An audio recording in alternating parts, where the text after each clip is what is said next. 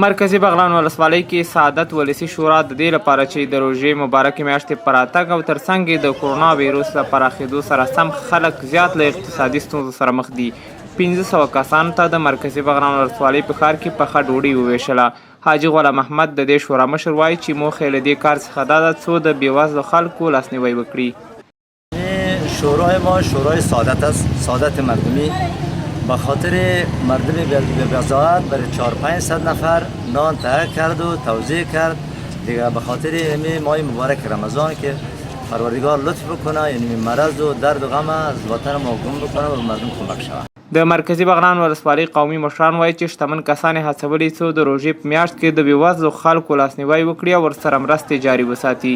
دوی وایي چې د شتمنو خلکو ایماني او وجداني وجیبه دا ده څو د هغو کسانو سره مرستې وکړي چې له اقتصادي فقر سره مخ دي. در بدرۍ سره مخامخ دي.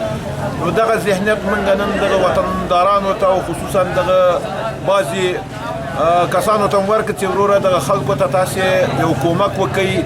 حتی داسې خلک موږ لرو چې دا اوس یوې ډوډۍ ته وسه نه کېږي، یوې وچې ډوډۍ ته.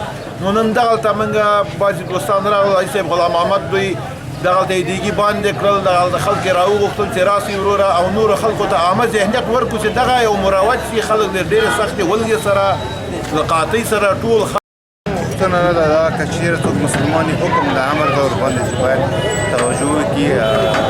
اوس وخت ده ټول مسلمانان یو بل باندې حق لري، خپل مسؤلیت ایماني او اخروي او دیني باید ادا کړي.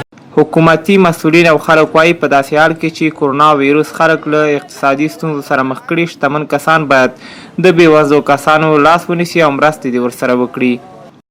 تماما مردم ما یک چیز شود که باید همه تجارای ما، همه مردم که حداقل یک چیز زندگی خودتر دارند، سرمایه‌دار هستند، با فقیر و مظلوم خود دل بسوزانند. حداقل این تو نیازمندان را یک لقمه نان هم که میتن این جای بسیار افتخار است. خصوصا در این شرایط دشواری که مرض کرونا ویروس کرونا مبتلا است و در این مرض ویروس کرونا مردم ما کار نیست، در حالت کرانتین قرار دارند و این بیان در کرانتین واقعا به یک لقمه نان اینا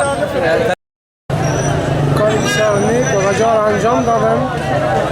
من بالای تمام خیردستان کشور سلام میکنم که چنین برنامه‌ها را ماه مبارک رمضان دارم. مرکزي بغلان ولسوالۍ کې په داسې حال کې خلک پخه ډوډۍ په بېوزلو کسانو باندې ویشي چې د دې وړاندې هم د افغان حکومت او ترکیې هېواد 3 میاشتو له بېوزلو کورنیو سره مرکزي بغلان ولسوالۍ کې د خوراکي توکو مرستې کړې وې.